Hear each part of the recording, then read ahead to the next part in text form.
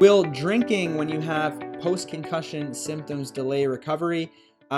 Yes, it might.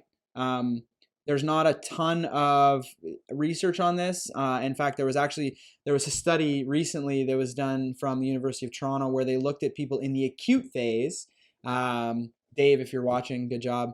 Um, Dave Lawrence at the University of Toronto published a study looking at people in the acute phases of concussion having um, drinking, smoking cannabis, and smoking cigarettes, and there was no delay in recovery for any of those things in the early acute phases.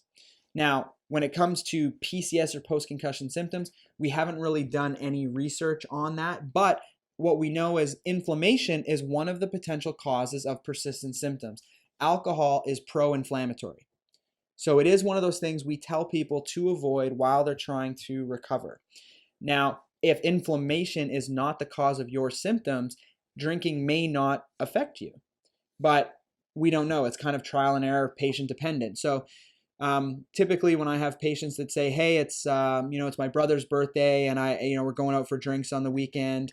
Would it be okay if I had a couple drinks?" I say, "Well, try it. See what happens. You're not going to do any overt damage by having a couple drinks. You may feel crappy."